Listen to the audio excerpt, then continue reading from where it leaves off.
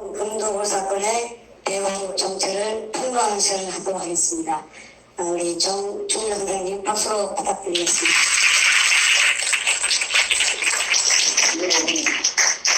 여러분, 뵙게 되어서 대단히 고맙습니다. 한국에는 언론의 자유가 있다고 하지만 제가 겪은 언론의 자유는 없었습니다. 왜냐하면 2002년 3월 1일 제가 산더미 같은 금을 찾아냈음에도 불구하고 그 언론이 제 역할을 해줬다면 이런 사건이 이때까지 길게 연장되고 또 제가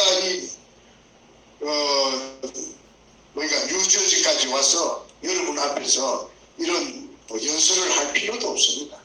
아마 어디서 죽었는지 살았는지 잘 먹고 잘 살기는 아마 했을 겁니다. 그런데 하늘에서 저한테 그런 큰 재물을 주는 것이 아마 망설여진 것 같아요. 그래서 강도를 갖다가 저한테 보내가지고 저를 훈련을 시키는 겁니다.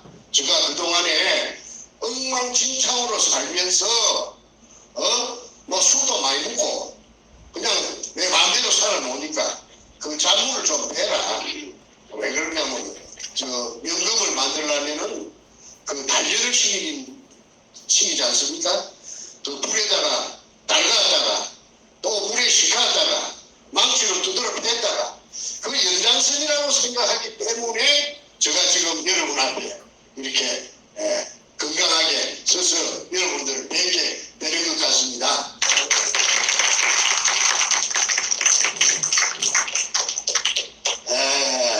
자, 연장선상이라는 말을 제가 방금 드렸는데요.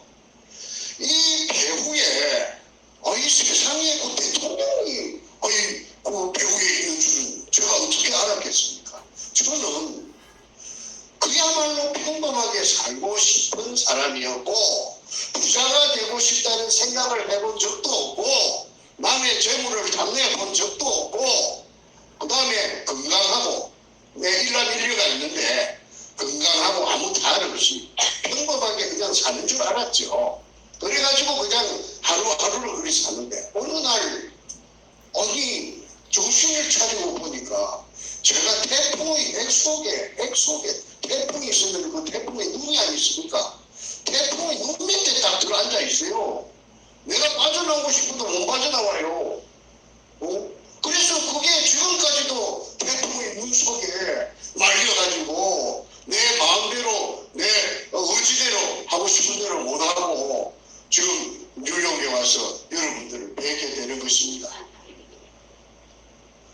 제가 10년 동안 딴 거는 안 하고 부산 문현동에 의뢰공장 찾는 데만 10년 동안 꼽혀가지고 전력을 투구했습니다. 자다가도 정말 어떤 영감을 받을까 싶어서 의뢰공장의 한 부분, 한 가닥, 한 모서리 뚫게 해주시오. 내가 뚫었으면 소원이 없겠다. 그 속에 금이 있을 거라고 그런 생각은 안 했습니다. 금이 나타나 주세요 하고는 제가 여건하지 않았어요. 왜? 금은 그렇게 쉽게 나타나는 것인 줄 저는 몰랐죠. 그런데 10년 만에 그 하늘의 그 도움으로 문자를 쓰면은 천우신조로 그 근육을 60cm로 지하 16m 안반충을 뜯고 찾아내고 났는데 그거가 바로 금이야. 금이 일본 놈들이 중국을 약탈해 갖고 와갖고 저 마자리 포대 속에 은행을 전부 털어와. 은행에 그리 금이 많았답니다. 중국은 당근거리 늘고 그 다음에 이 폐활근 종이 지정이 막 군불이 난립을 하면서 마비가 됩니다. 어떤 지방에는 그게 통용이 되는데 어떤 지방에는 안 되니까 경제적인 마비가 오니까 청나라 말기에 원세계란 이 원세계가 급하게 만든 것이 금편. 중국 사람들 말에 의하면 은자, 금자입니다. 이게 저 중국 북쪽에 슈엔난로라는 중국말 잘 못하는데 하근남로라 하는 그 북경대학교,清华대학교 그 대학들이 모이가 밀집 지역이 있습니다. 그 하근남로인데 거기에 가면 중앙재정대학이 있습니다. 그게 화폐 박물관에 제가 그거 보니까 아까 제가 말씀드린 금편은편이 있었습니다. 그거 제 눈으로 봤습니다.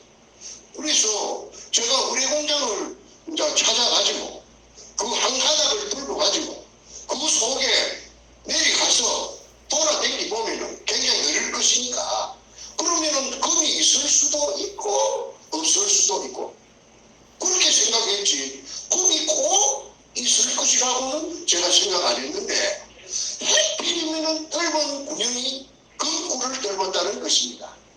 마다리 포대 속에 일본 글자 이등충이라고 써져 있는 한문이 일본식 한문 이 세자가 지켜있는 황토색 마다리 포대가 5단 높이로 막 들어차 재겨 있었어요. 그 굴은 얼마나 그 규격이 큰지 그건 저는 모릅니다. 자로 안 재봤으니까. 그런데 아니 그 예사로운 일은 아니죠.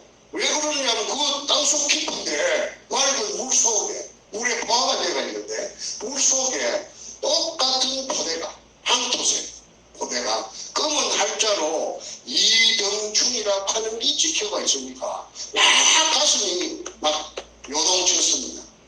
뭐 금 아니라도 괜찮아요. 일본 의뢰공장을 찾았다. 의뢰공장 찾은 사실이니까. 그러면 내가 그 10년 동안 도전해가지고 온갖 그 있는 거 없는 거 다 집어박아갖고 그 고생했던 것이 좀 문제 성공한 거죠. 금 한 개도 없어도 괜찮아요. 의뢰공장을 찾았다는 그 말도 나는 승리자가 된 겁니다. 그래서 그날 제가 만세를 부르고 만세삼창을 부르고 저 진주까지 오기가 뭐 해서 저 초랑에 가면 텍사스 촌이라는 데가 있는데 차이나타운입니다. 거기서 중국술을 내가 실컷 먹었어요. 그래갖고 밤 12시가 넘어서 택시를 타고 그 먼 거리를 진주까지 와서 지리산까지 우리 집에까지 왔어요. 자, 그 다음에는 뭐냐면은 물속에 내려가봐야 됩니다. 지하 4m부터 물입니다. 물속에 내가 내려가면 재간이 없어요. 그리고 물의 크기는 규격은 직경 60cm밖에 안 됩니다. 그러면 뭐 덩치가 큰 사람은 못 내려갑니다. 중자가 내려가 중자. 그래서 다이버를 갖다가 하나 골라갖고 그거 좀 내려가라고 다이버를 세고 셌는데 하니까 이놈들이요 멀뚱멀뚱하게 내려간다 안 내려간다 말을 결정을 안 해줘요. 그래서 그 원인을 알고 보니까 내가 국민학교 선생님 출신이 되놓으니까 정직해갖고 의뢰공장이고 어쩌고 전부 다 말을 다 해버렸어요. 미리.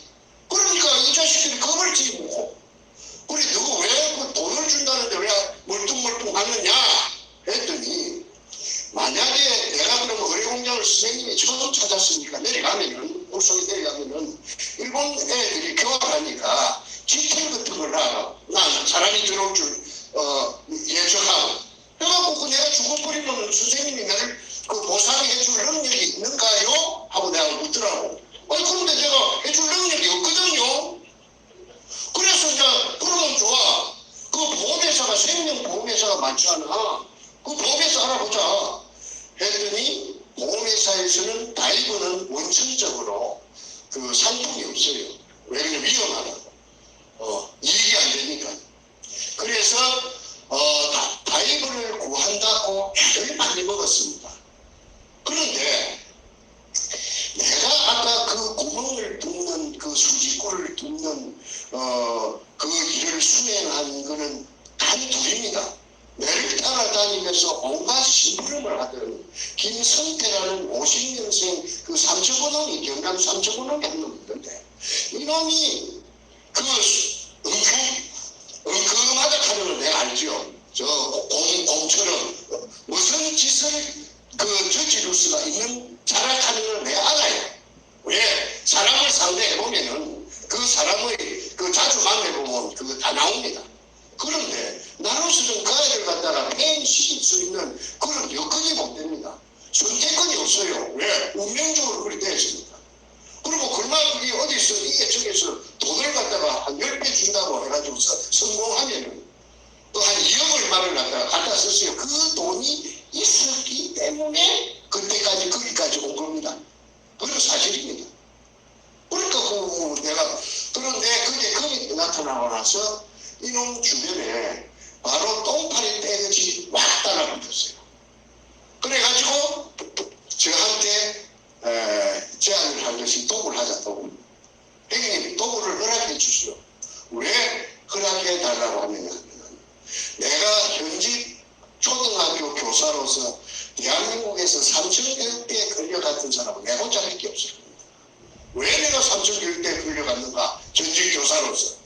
내가 범죄자가 돼서 간 게 아니고 내가 오형제 중에 장남인데 내 셋째가 내하고 10살 차이 되는 셋째가 공부를 잘하는 그 참 착한 부산대학교 3대 경영학과 학생이 있었는데 얘가 79년도에 학생회장에 당선이 된 겁니다. 그러고 나서 국보회가 나타났죠. 전두환이 나타나고. 그러니까 부마 사태를 일으킨 주역이에요.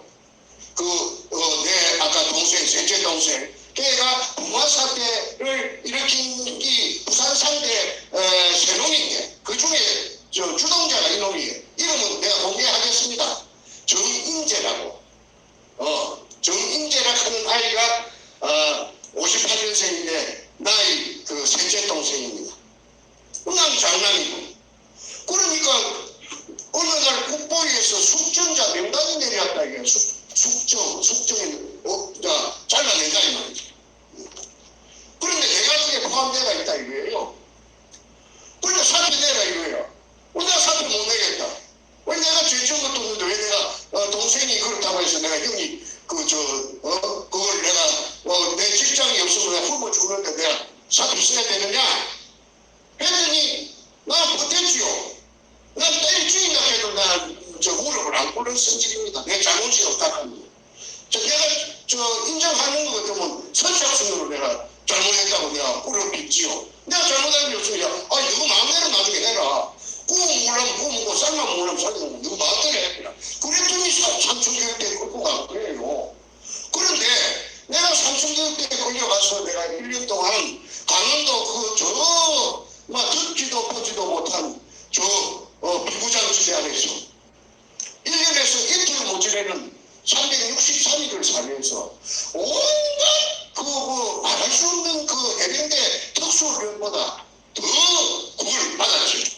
그걸 받고 363일 만에 돌아오니까 사람이 달라졌어요. 겁나는 게 없어요. 아무한 배우야금도 겁이 안 나요. 누구하고든지 한번 붙고 싶어요. 왜? 내 실력을 내가 테스트 해보기 위해서. 그래서 우라가 터지는 걸 울분을 못 참으니까 저녁 되면은 일부러 싸움 준비를 해가지고 밖에 나갑니다. 시내에 나가서 어슬렁거리면서 내 상대가 있는 걸 찾아봅니다. 못된 게 있으면 옆에 가서 집지가 야좀 보자 나오면은 바로 한 두 판씩 해야 내가 직성이 바뀌었습니다. 그래가지고 살던 시절에 어느 날 기회가 찾아오는 거예요. 그래서 책을 쓰는 내가 작가 되려고 아무도 생각 안 해봤습니다. 한 시간도 생각 안 해봤습니다. 그런데 운명적으로 책을 쓰냈는데 그 책이 베스트셀러 1위가 되어가고 그냥 온 대한민국의 도배가 될 겁니다. 작업을 하니까. 그때는 전두환 시절입니다. 전두환으로 봐서는 무슨 말하자면은 밤송이 찔리지요. 밤송이를 겨드랑이 밑에 꼽아놓은 그런 격이 되어버렸죠. 그래서 일약 유명 인사가 되야 됩니다. 저 풍계를 가면 어이구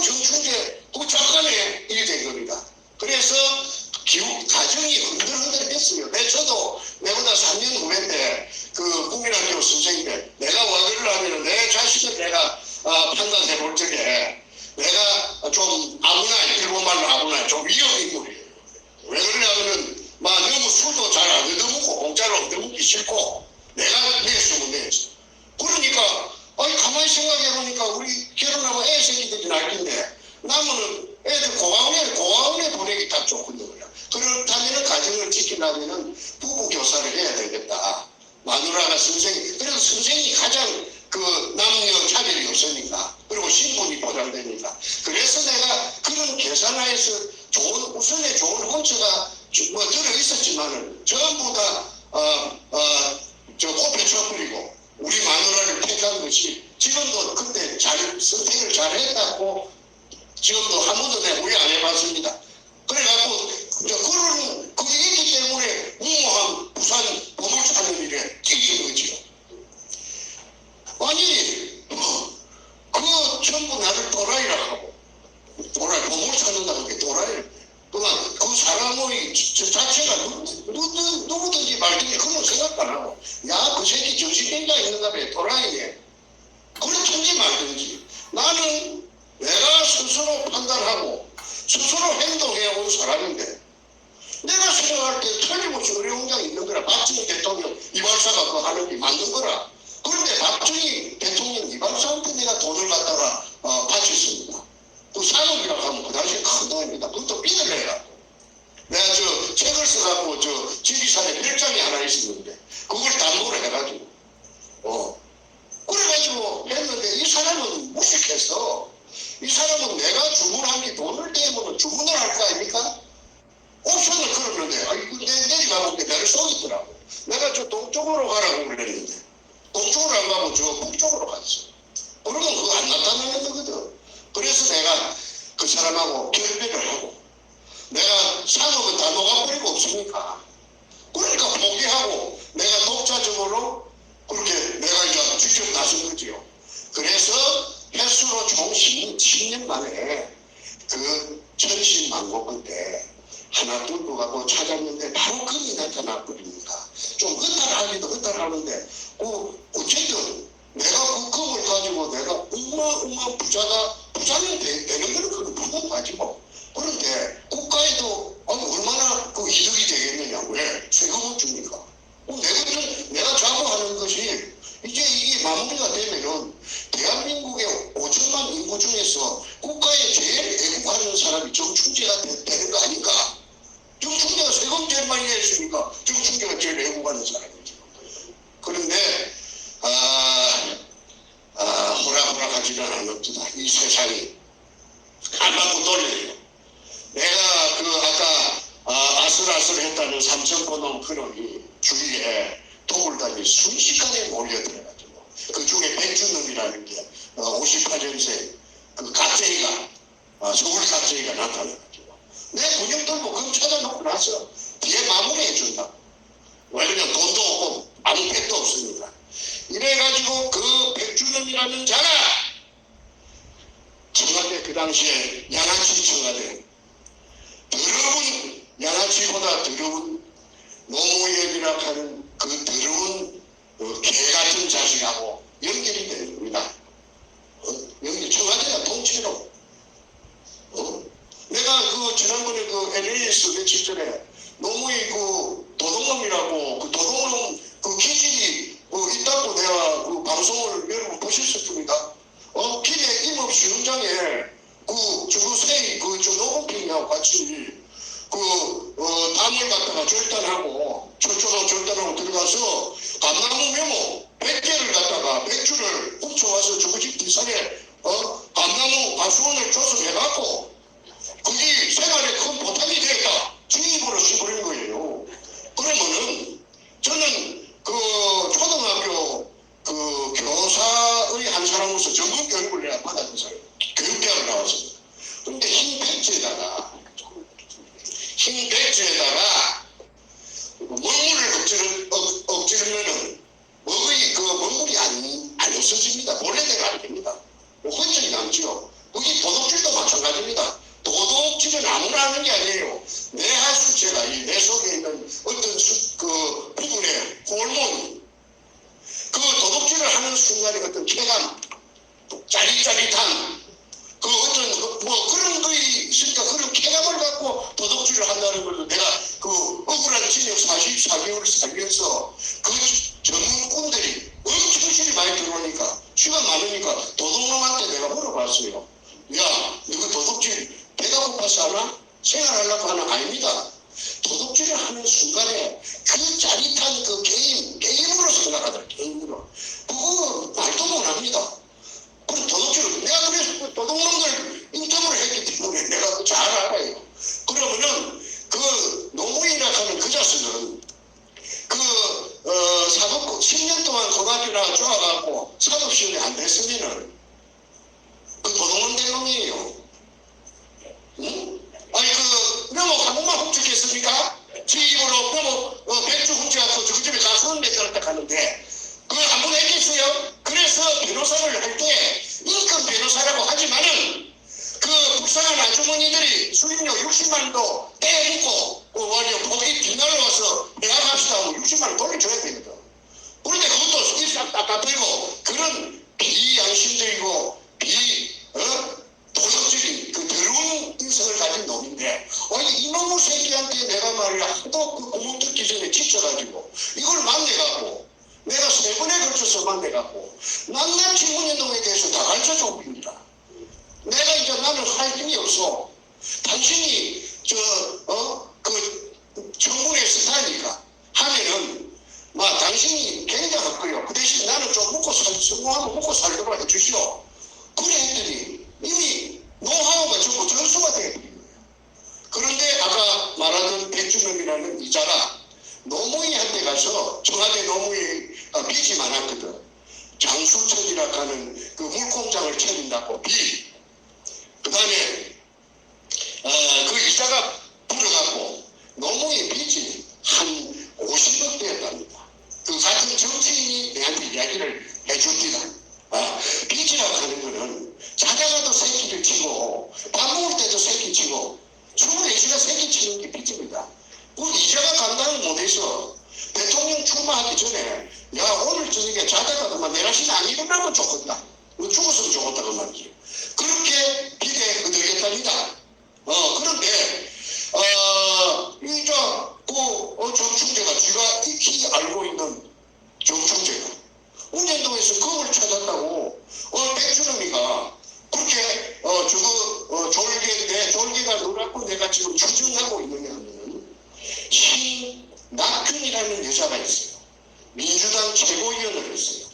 좀 있으면 신낙균이 신필규의 자매가 나오는데 이 여자가 백준범이하고 특별한 관계라 하는 것을 제가 알게 된 것은 나중에 이 도굴두목이 가진 서류를 내부 문건 서류를 2차례에 걸쳐서 한 가방에 2가방을 내가 빼냈습니다. 도둑질 담을 넘어가서 서류를 훔쳐온 게 아니고 작전을 짜가지고 제3자 투자자를 바지실을 보내갖고 거기 작전을 짠 것이 2번 다 성공을 해갖고 2차례 일기장까지 제 404쪽짜리 A4 용지 일기장까지 제가 갖고 있습니다. 지금 여기 뉴욕에 갖고 있다. 요 뉴저지 갖고 왔습니다.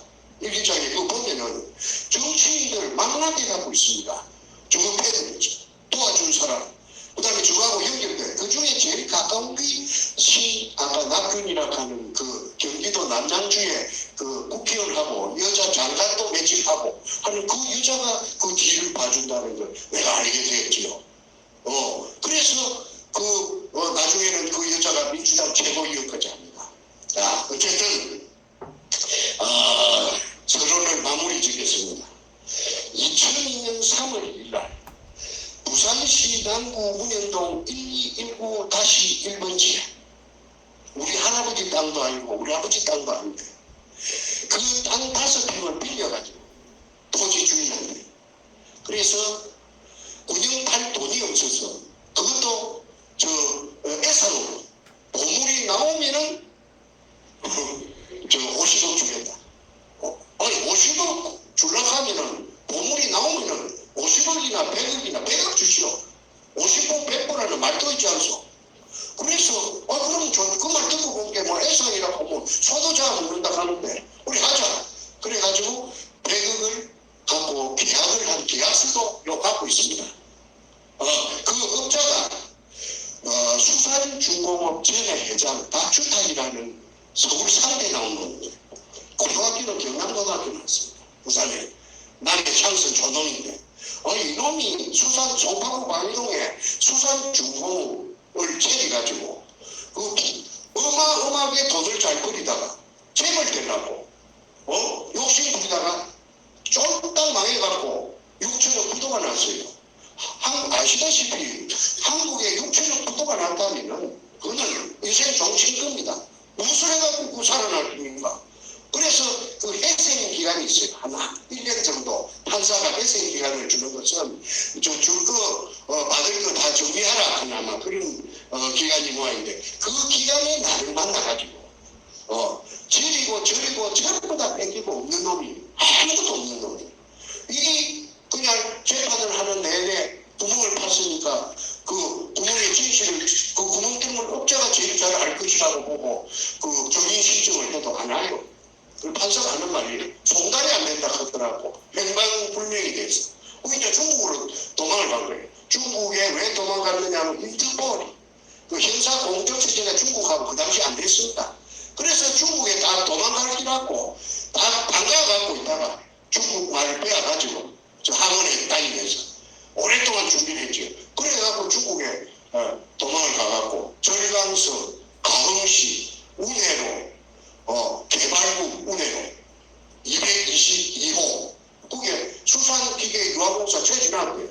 그거 내가 저 시사 저널에 내가 대문짝만하게 사진이하고 제목에 뭐라고 했느냐면 일본군의 검토를 해 중국의 공장 지역 제기의 발판 마련하려 수산중공업 전 회장 박주타 사진까지 대문짝만하게 그래도 소용이 없어요. 왜?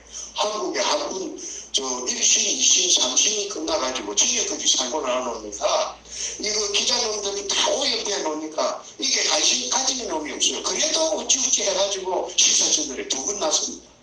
2번 난 대문짝만큼 난 기사를 제가 다 그게 기자들이 제 말 듣고 기사 안 내줍니다. 쌍방에 전부 다 이쪽 저쪽 다 찔러보고 자기가 옳다고 생각을 했는데 그런데 나중에 2번 내준 그 기사도 나중에 그만 오염돼 버리더라고요. 어쨌든 한국이 아까 일선 교수님이 일부에서 말한 것처럼 한국이 분전 등할 위기에 봉착해 있습니다. 나라가 망할 지경에 있습니다. 그거 왜 망하게 됐느냐? 그걸 거슬러 올라가 보면 영어로 이 박근혜 대통령의 탄핵이 있고 그 박근혜 탄핵 이전에 문현동에 검도를 사건이 있습니다. 그것부터 시작됩니다. 그래서 어마어마한 범죄를 저질렀고 그 다음에 고봉이 부하가 오야무 노무현을 살해를 했다고 내가 서울에서 태평TV에서 얼마나 그렇게 고함을 질러가고 세상에 공개를 했습니다. 그러면은 그외에 문재인이라는 그 인간은 상발 따라지는 그거는 살인범입니다. 살인범. 그런데도 살인범 아닌 걸 살인범이라고 하고 금토동놈 아닌 걸 금토동놈이라 했다고 하면 내가 나만 나겠습니까? 내가 한국을 빠져나올 수가 있었겠습니까? 내가 구실도 모르고 내가 작살 나버렸지요. 그런데 김일성 교수께서 젊은 분이 미국 교포가 돼서 그랬는지 간이 개밖에 나왔는지 어쨌든 정충제하고 매치가 돼갖고 이게 지난 6월 1일자로 바로 직격탄을 돌직구를 쏴 제치도 반응이 없어요. 맞다 틀리다 반응이 없어요. 그런데 대한민국에는요 이 유튜브가 한 10몇 번 나가면 알만한 사람 다 압니다. 다 압니다. 그 맞네. 우리도 금도로 그거는 인간을 인정하겠다. 가짜 뉴스라고 문재인이가 시부리고 다니는데 그 전부 그런 새끼 찌질놈이네.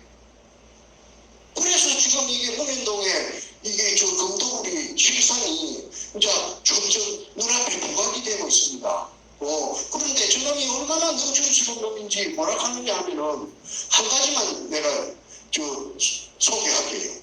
대학생들하고 무슨 밤에 대학에 자는 밤에 저것이 마이크 들고 뭐라 하느냐 하면 여러분 양산 제가 사는 집에 금이 200톤이 묻혀 있다고 그런 뉴스가 돌아다닙니다. 여러분, 금 200톤이 있으면 참 좋겠죠?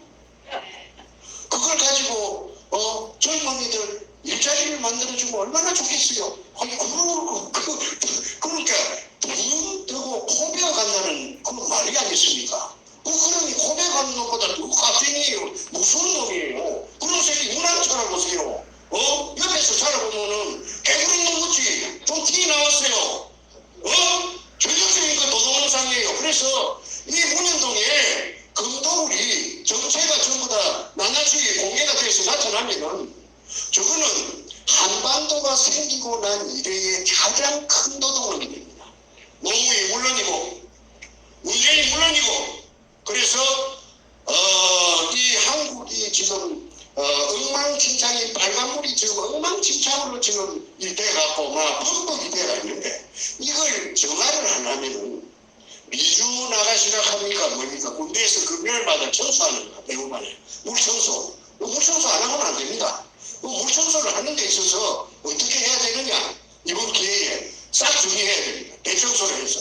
그래서 그런 의미에서 지금부터 제가 이 노무현 문재인이가 노무현이가 제일 대장이고 도굴단에 이 배경으로 그 다음에 문재인이 행동대장인데 그 뒤에 행동체들이 있을 거예요. 행동체 왔다리 갔다리 하면서 그 음으로 양으로 근동을 혼자서 하는 게 아니까네. 그 명단을 제가 발표를 하겠습니다. 이거는 제가 상상해갖고 하는 게 아니고 시비 걸라고 하는 게 아니고 내가 나이가 70이 넘었는데 내가 뭐라 시비 걸깁니까? 시비가 걸려와도 내가 피해야죠. 그런데 이거는 내가 이 자력으로 전부 다 알아낸 것이니까 공개적으로 내가 뉴저지에서 내가 발표하겠습니다. 그런데 왜 이걸 발표하느냐면 진검승부입니다. 내가 안 죽으면 누가 죽는다. 근데 누구는 6월 1일부터 지금까지 14 차례 태평 기구에 나가도 지금 잭소리도 없지 않느냐. 그거는 맞다 틀리다 말 못합니다. 누구나 저것도 끔찍하니까. 그런데 국민들만 많이 알리는 저 금도둑놈 하고 야합한 그 노무현이 문재인을 가만 안 놔줍니다. 그게 어찌 대통령입니까? 도둑놈이지. 자, 그래서 지금부터 제가 발표할 테니까 판단은 여러 시청자 여러분께서 해주시기를 바라겠습니다. 조동철이라는 사람이 있습니다. 1번입니다. 60년생이랍니다. 60년생. 서울시청에 마케팅과에 있다가 한 5, 6년 전에는 자전거 담당관실로 공부하고 있다 하는 거지 제가 점검하고 내가 한 번은 찾아가서 만났어요. 매년에서 정충재라고 하니까 뭐 정기에 감전되는 거지 딱 붙어이래. 그래서 그러지 말고 네 공무원 아이가 네 전부 다 양심선을 하고 내가 그 도굴단한테 받은 것보다 더블로 보장해 줄 테니까 내한테 오는 게 어떻느냐 하니까 내 정체를 알고 피 웃으면서 웃는다 하는 의미는 네가 무슨 그런 능력이 있어. 어떻게 우리 도굴단을 네가 감히 그러면서 그냥 피 돌아서서 그런 거 딴 데 가서 알아보세요 하고 가버리더라고. 키가 조그만해요. 동글동글 생겼어요. 그런데 지금은 어디 사느냐 하니까 알아보니까 옛날에 독서 경마장 있는데 성수도 그게 무슨 굉장히 비싼 아파트가 있답니다. 고급 아파트가. 근데 이름을 내가 잊어버렸는데 그 아파트에서 이 공무원 하지 않고 뭐 회장님으로 군림한다는 사실을 알았습니다. 근데 이자가 안경 안 쓰면 안 보입니다.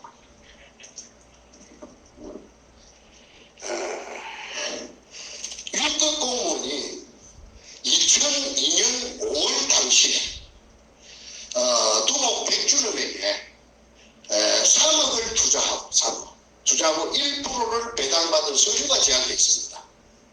이 지장도 찍어놓고 그 다음에 주민등록 번호도 있고 그 다음에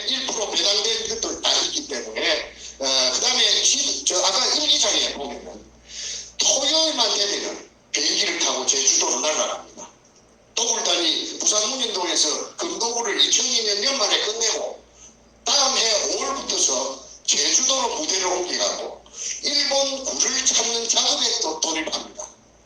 호화판이지요. 뭐 비싼 다금바리 회를 그 한 마리에 100만 원도 들어간다는 것을 또 찐빵 먹듯이 셰프제치입니다. 그 다음에 그 비싼 한우 갈비를 바베큐를 해가지고 화판으로 막 합니다. 그게 일기장에 골드 고팡이라는 말이야. 골드 고팡. 골드는 알겠는데 고팡이 무슨 말인지 몰라가고 참 많이 내가 헤맸는데 알고 보니까는 제주도 방언으로 고팡이 창고랍니다. 창고를 고팡이라.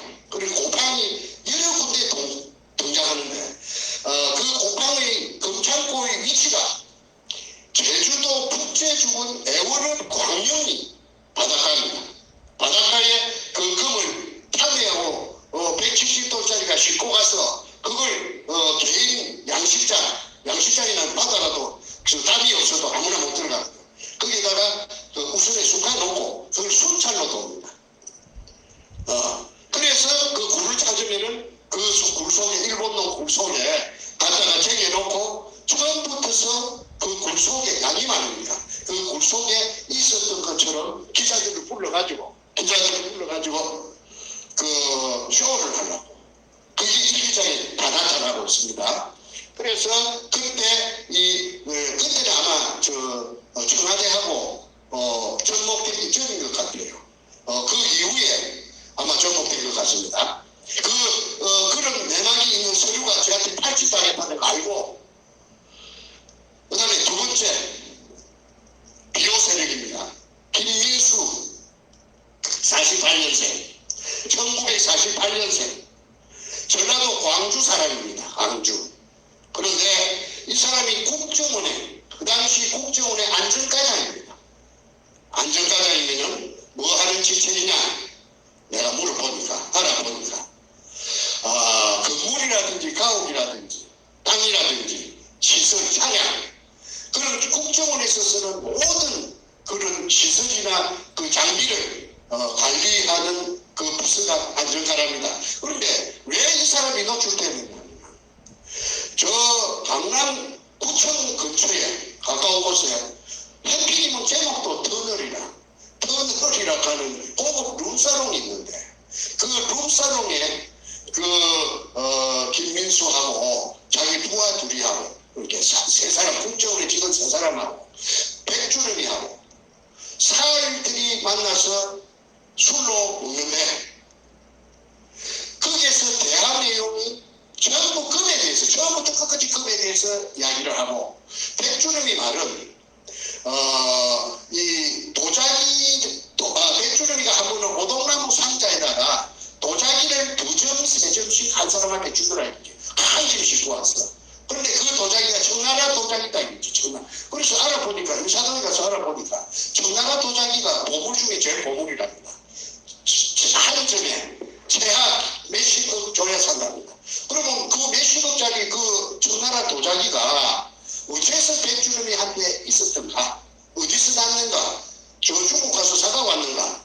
그거는 여러분들이 판단하십니다.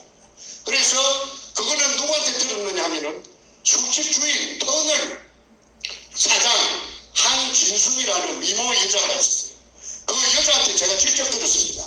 그리고 이 내용이 그 여자하고 전화하는 내용을 녹취한 녹취록이 저한테 있습니다. 그래서 이 입증이 됩니다. 그래서 김민수라는 자가 두목 백주름이를 국정원에 운영하는 안가에 보호해줬다. 지가 그래 보호해준다고 지가 자랑하더랍니다. 저 술집에서 그래 하면서 이 뒤에 허리춤 뒤에 이게 무슨 전화기 같은 걸 차고 있는데 이게 뭐냐 하니까 위치 추적기랍니다. 위치 추적기. 와 그러면 내한테 한번 혼이 나거든.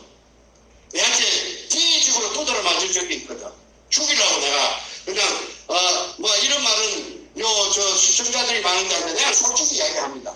그만 전기 톱이 있으면은 그만 잘라버리면 싶어요.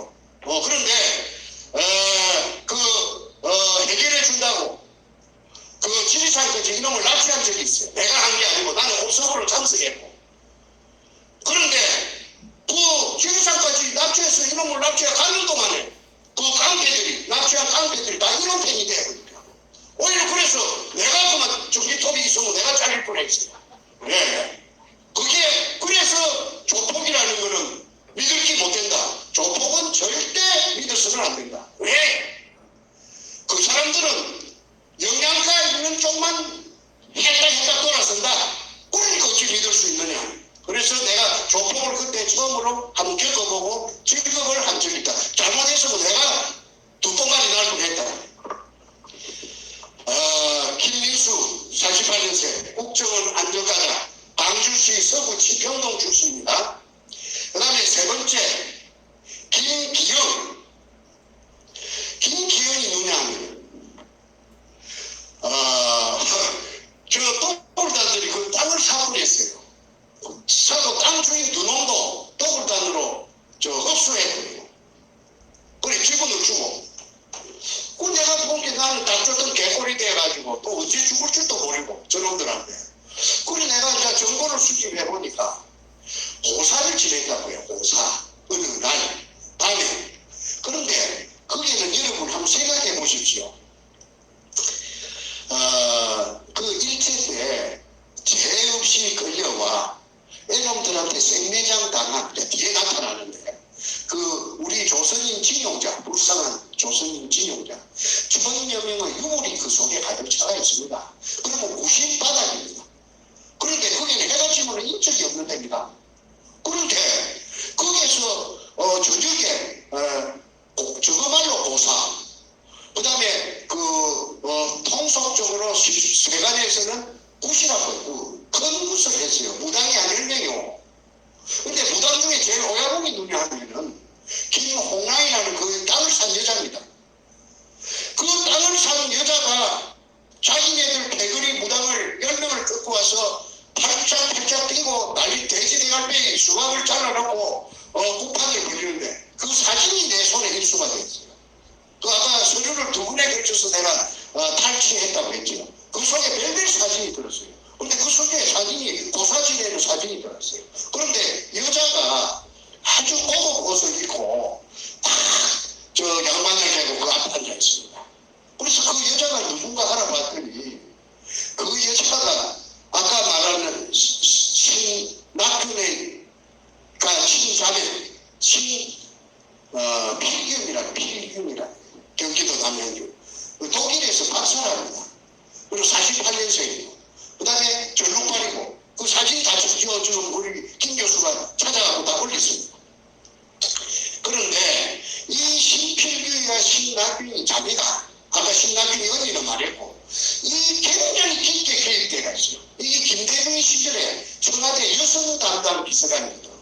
이 전룩발이 이게 그런데 그 여자가 그 여자를 간보해갖고 내려온 자가 그 여자 혼자서 그 무서운데 못 내리니까 간보해갖고 내려온 자가 신사복을 입고 왔는데 제가 더워서 할 수 없습니다. 또 좀 벗읍시다.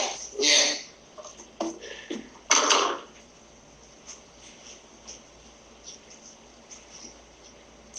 해주세요.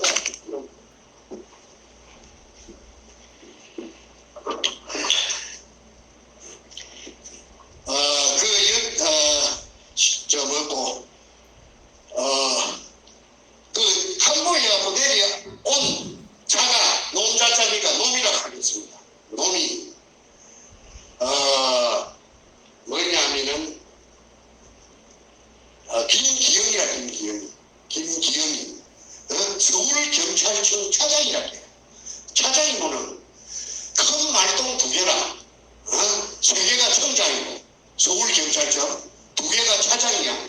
그런데 이 서울경찰청 차장이 아까 신필규이라고 하는 이 청와대 여성 담당 부장관하고 2인 1조가 돼서 고사 지내는데 거기 사진이 찍혔단 말이지. 그래서 그걸 물어보니까 어째서 내가 내한테 이제 그걸 정보를 고자질한 놈이 고자질은 좀 뭐하고 고자질은 정정하고 내한테 알려준 놈이 이 토목 백주름이가 다 돌아다니면서 저거는 청와대 여성 담당 비서관 신필규이고 저 남자는 서울경찰청 현직 차장이고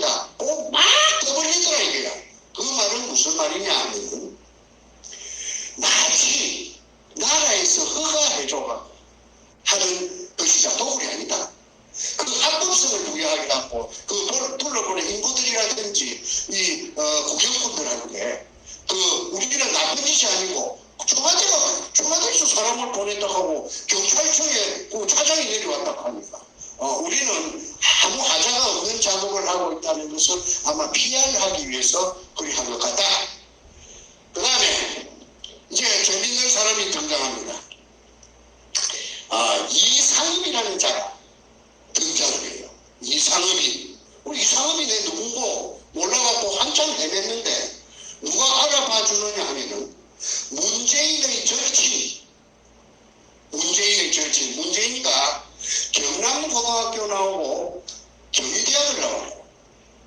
그 다음에 경남고등학교 땡길 때부터 절친이고 성균관대학을 나와갖고 연합통신에 기자로 들어간 조양일이라는 자가 있는데, 이 조양일이가 이 문현동 금속을 사건을 해결해 준다고 한 2년 정도 돈도 많이 쓰고, 그 다음에 내가 돈이 없으니까 돈도 많이 쓰고, 사람이 만나면 돈 쓰는 거 아닙니까?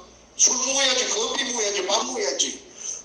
그런데 이 작전도 아까 서류가 내 손에 통째로 큰 여행용 그 바퀴 달린 가방에 한 것을 내한테 오게 된 그 작전을 얘가 했어요. 얘가 아까 방금 말하는 조양입니다.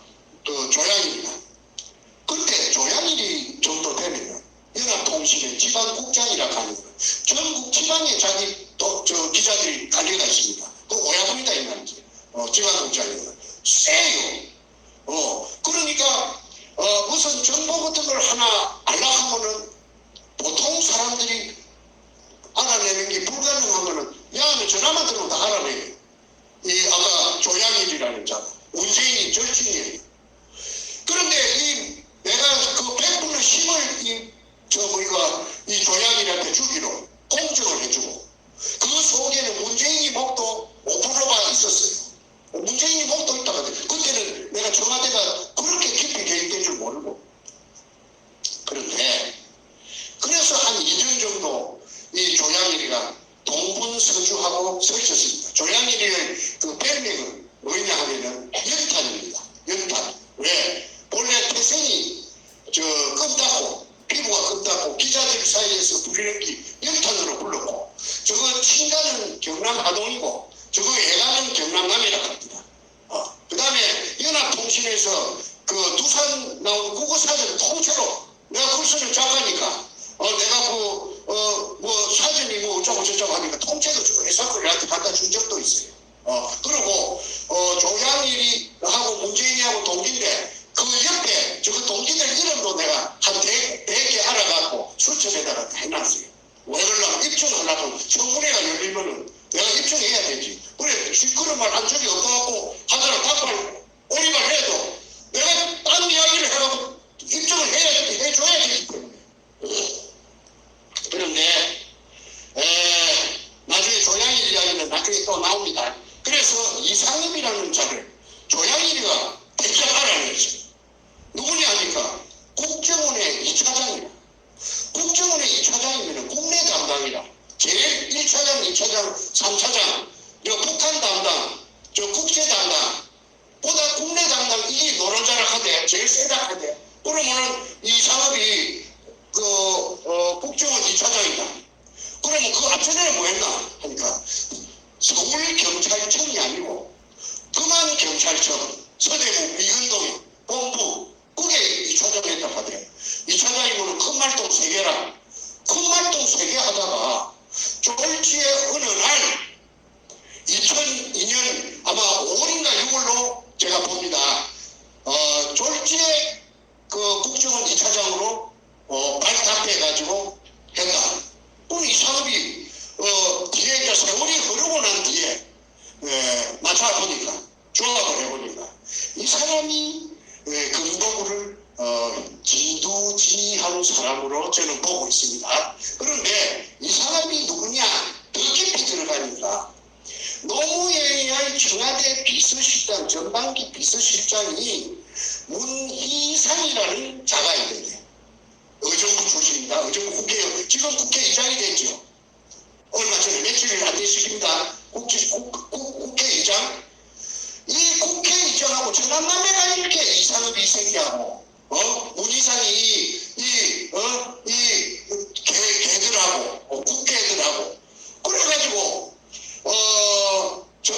문상희의 여동생이 이상업이 같이다 이 말입니다. 이상업이는 48년생이고, 문이상인가 이 새끼는 그보다 한두 살 위에. 그런데 이거는 뭐 할 말이 아닌데 내가 더 이해가 편리하도록 한 말씀 할게요. 이 이상업이라는 경찰 고위 나으리께서 도둑물건 문현동의 금도둑 장물을 세금도 안 준 장물을 발견자는 감옥으로 보내놓고 감옥에 처박아 놓고 그걸 막 뽑아내가지고 어디 숨고 어디 죽고 진주치기 했다. 홍콩으로 200돈씩 와서 팔아갖고 돈 만들고 그런데 이 이상엽이의 큰딸이 미스 코리아 진이라 미국에서 대학을 다녔다 그래. 인물이 절세 가인이라 그래. 이한이 저거 애비 도둑놈인 애비가 이상엽이라 그러면 말 다 했지 뭐. 그런데 사실이니까 나는 해명하라 이거야. 자금 얻든지. 그 다음에 한명숙이라는 여자가 있어요. 국무총리했죠. 이 여자의 남편이 성공회 대학교 교수를 하다가 감옥살이 사상범으로 수십이 오래 살았어요. 우리가 쉽게 말해 벨레이다 이 말입니다. 예. 그런데 문재인이가 그랬죠.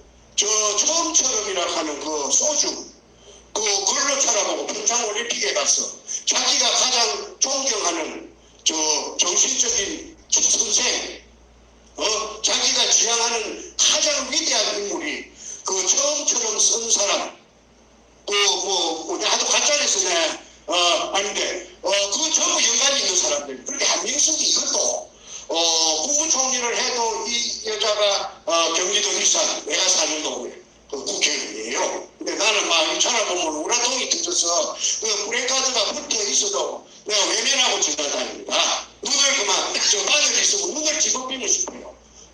그런데 이 한명숙이가 초대 노무현 재단의 초대 이사장을 했습니다. 그리고 박정희 대통령도 거기 없고 재단이 없잖아요. 아무도 재단이 없어요. 그런데 노무현이만 재단이 있어요. 노무현 양아치 하는 거 다 알아요. 그런데 재단이 돈 멋대것 갖고 되는 게 아니랍니다. 또 이자를 가지고 굴러가기 때문에 영원히 굴러가기 때문에 적어도 몇천억 때문에 이게 어디서 났느냐 이거야. 그래서 어디서 났느냐 하니까 대답이 노빠들이 노무현의 추정 세력들이 5천원 만원씩 이렇게 회비를 내가지고 그러면은 저거말로 만원씩 100만 명이 냈다 칩시다. 100만 명이 만원씩 냈다 칩시다. 100억밖에 안 됩니다. 100억밖에 1000만 명이 내면은 1000억입니다. 1000억 갖고는 재단이 안 된답니다. 한 3천억 4천억 떼야 된답니다. 그런데 저거를 그리 거짓말을 하고 있는데 거기에 대해서 의문을 제시하는 사람은 한 사람도 없었습니다. 내가 바보되지요. 그리고 내가 문현동에 금독을 시부르고 돌아다니고 내가 또라이 불안해도 정신병자 만들어놨는데 진짜 정신병자 되고 그 다음에 어떤 놈이 어떻게 불쑥 나타나서 칼질할지 내가 어떻게 합니까? 그래서 입도 공부 못합니다. 그런 버거리 생활을 내가 계속 할 수밖에 없지요. 그리고 우리 집에서는요 문현동에 금독을 이 말만 끄다가 우리 가족들이 전부 다 장가족입니다. 자지러집니다. 그리고 우리 마누라가 어쩌다가 내한테 말을 하면 뭐라 하느냐면 아이고 봐라 포기해보라 와 사람을 갖다가 죽고로 만드는 니만 죽지 와 내 끝이 죽고로 만드네 다 포기해라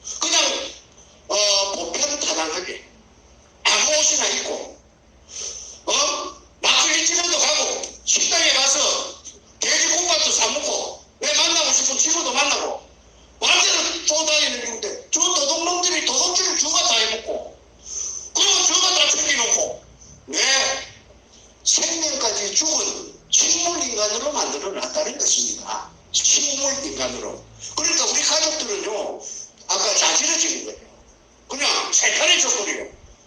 즐겁게 가족 회식을 식사를 하다가도 문현동 말이 나오면은 전부 다 좀 냉동인간처럼 굳어버려요.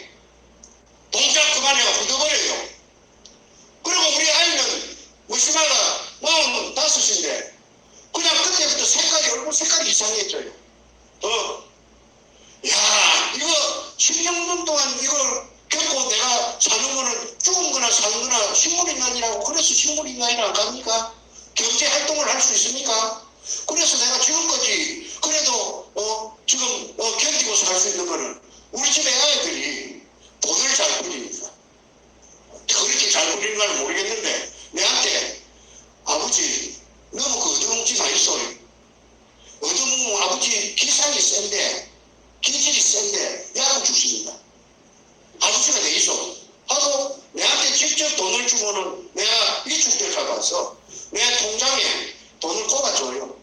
그러면 겨우 내가 삽니다. 내가 돈 많이 쓸 일도 없고 그래서 지금까지 살았습니다. 우리 마누라는 내한테 돈 막 이런 짜리 한 장 안 줍니다. 와 주라 그런가 싶어 불불 떨지요. 하도 앞전에 많이 뜯기 놓으니까. 자, 그 다음 진행하겠습니다. 이 상업이라는 이 점, 아까 금도굴에 대해서 핵심 브레인이다. 노무현과 이해찬, 그 다음에 한명수, 이 사람들은 찹쌀모찌 궁합으로 항상 아상육이 돼가고 일사천리로 올라왔다. 그래서 문현동 금도굴 사건이 들통이 나면은 이것들은 공동 운명체다. 국민의 이름으로 국고에 한수할 때는 한수하고 정리를 해야 된다. 그 다음에 문희재라는 자가 있습니다. 7번째 문희재. 이건 누구냐면 문희상이 아까 비서실장, 지금 국회의장, 도덕농 국회의장, 의정부 출신. 요놈의 친동생입니다. 이것도 48년생이에요. 이 48년생인데 이걸 어디서 내가 알았느냐 하면 문희재라고 하는 이거 재상제자입니다. 내가 그 나눠 죽이라고 하니까 한국에서 어떤 국회의원을 두 분하고 그 다음에 전국의 지명도를 가지고 있는 굉장한 사람이 우리 후배가 있는데 고향에 야가 이명박 시절에 한 자리 했어요. 그래서 형님 내가 이명박이하고 같은 고려대학교 고소형인데 내가 어쨌든 이거 해결할게요. 내가 해결합니다.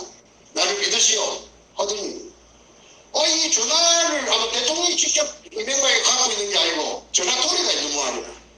그런데 자기의 정책을 만들어 하는 용건을 이야기했더니 알고 나서 전화가 차단이 돼서 전화가 안 된다고 그래요. 그러고 나서 어느 날 생략하고 시간이 많이 갑니다. 뭐라 하느냐 하면 내보고 형님 생명이 하나밖에 없는데 형님 조심하이소. 밤에 되면 될 수 있는 대로 나오지 마이소. 그 말은 니 죽는다 그 말 아니라 니 죽인다 이 말 아니라 그 길로 그 말 듣자마자 내가 폐늦게 우리 집으로 와갖고 가족한테 중국 도망간다는 말도 안 하고 옷까지 몇 개 가방 속에 이어갖고 인천으로 가가지고 인천에서 110불 주고 중국 가는 대전 가는 배를 타고 내가 도망을 갔던 적이 있습니다. 중국에서 죽으라 그런 법은 없더라고요. 말 한마디도 그 중국말 한마디도 할 줄 모르는데 중국에도 그 은인들이 나타납니다. 조선족들이 나타나서 나를 갖다가 그 이후로 16개월 동안 나를 갖다가 이렇게 스포트를 해줘가지고 내가 털끝 하나 상하지 않고 박근혜 대통령이 당선되었기 때문에 내가 귀국했습니다. 불법 체류자로 방랑을 했죠. 거기에서 아까 문희재라고 하는 이자가 대련에서 48년생이 그 당시에 한 25년 전에 대련에 왔다 하더라고. 벨볼이 없다 하더라고. 뭐 그리 부자도 아니고 두각도 없고 한데 2002년 가을 붙었어. 2003년 접어들 무렵에 붙었어.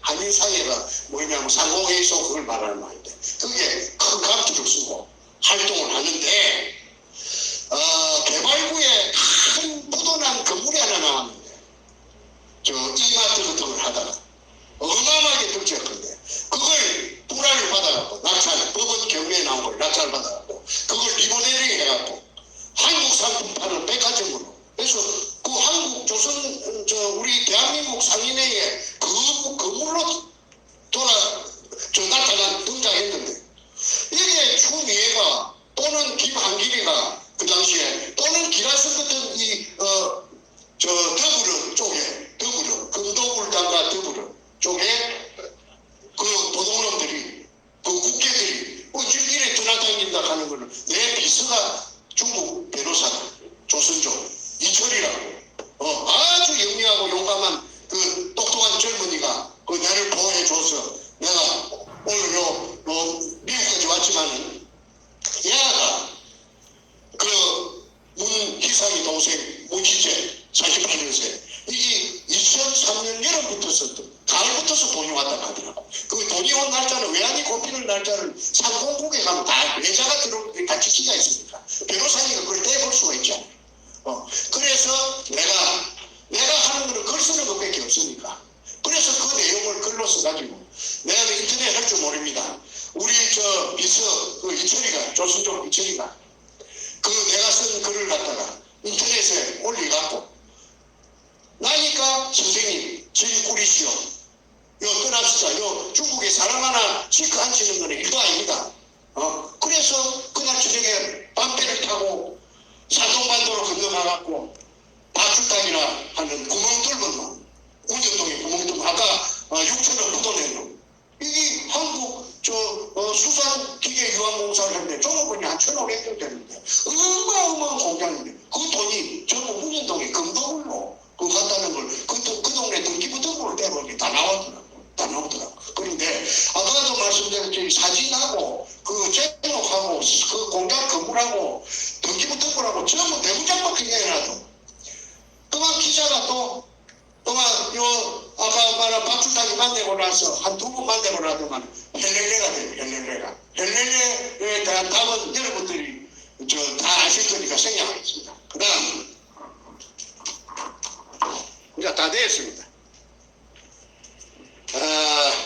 김명한 이제 둘이 남았어요. 둘이 서이 남았습니다. 간단하게 할게요.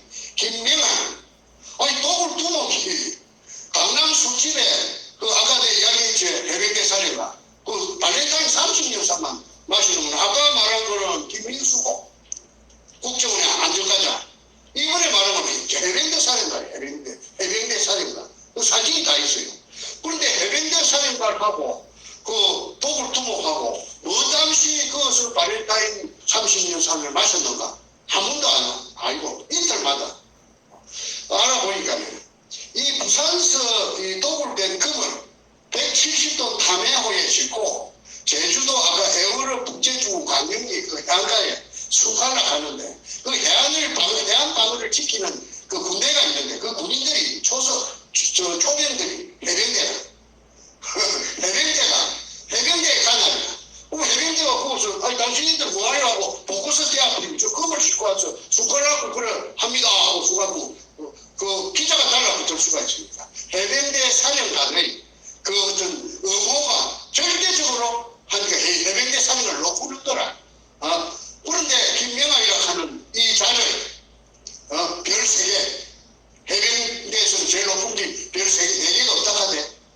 그래서 이 3개를 집중적으로 터널이라 하는 거기서 공략했기 때문에 그 녹취도 아까 말한 녹취록에 다 돼가고 있다.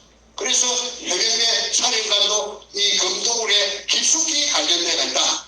그 다음에 어느 날 코미디언 김형곤이라는 코미디언이 있어요. 저도 그 코미디언은 타고난 코미디라고 내가 자주 봤는데 얘가 죽어버렸어요. 어디서 죽었느냐 하니까 저 자양동 건국대학에 어디 있는데 성동구 자양동 그게 고급 말하자면은 내가 안 가봤는데 사람을 보내보니까 어마어마한 고급 스파가 있답니다. 스파도 모욕도 하고 그 다음에 보디빌딩도 하고 뭐 별거 다 하는 모양인데 거기 센터가 지금 큰데 그게 김영골이가 모욕하다가 심장 심장마비로 죽어비고 나서 연예계에 그 스타가 누구 거냐 하고 막 인구의 회자됐던 적이 있답니다.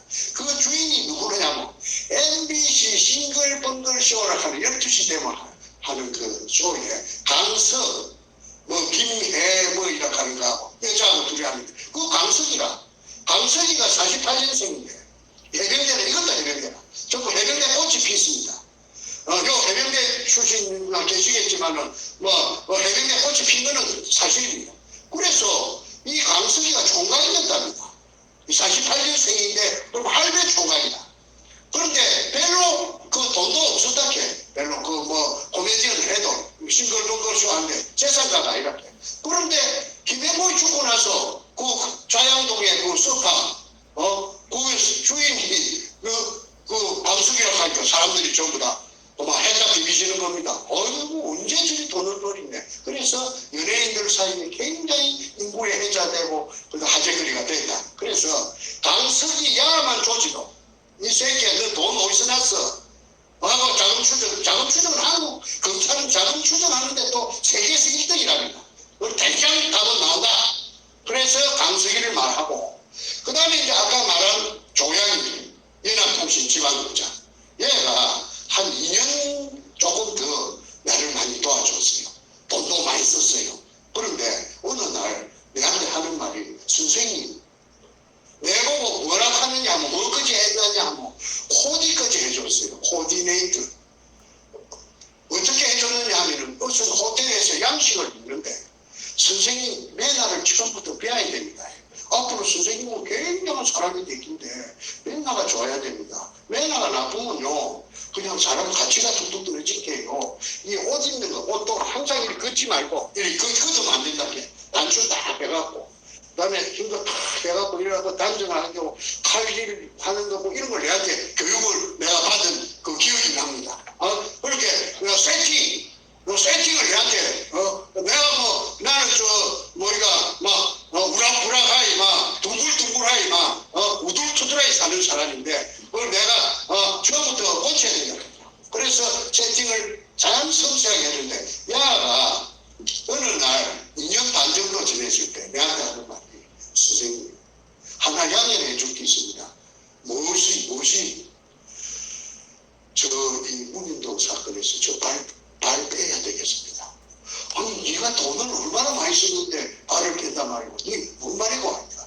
아니 내 친구를 내가 죽일 수가 있겠습니까? 내 친구 이거 사실입니다.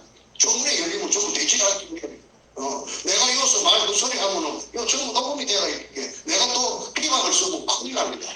그러니까 나는 책임 못 질 소리 안 합니다. 선생님 저 발 빼야 되겠죠. 아니 네가 한 게 10%고 웃자고 이거 10%가 문제입니다. 내 친구가 너무 깊이 가릴 때가 있는데 알았는데 내 친구를 내가 죽일 수 있습니까?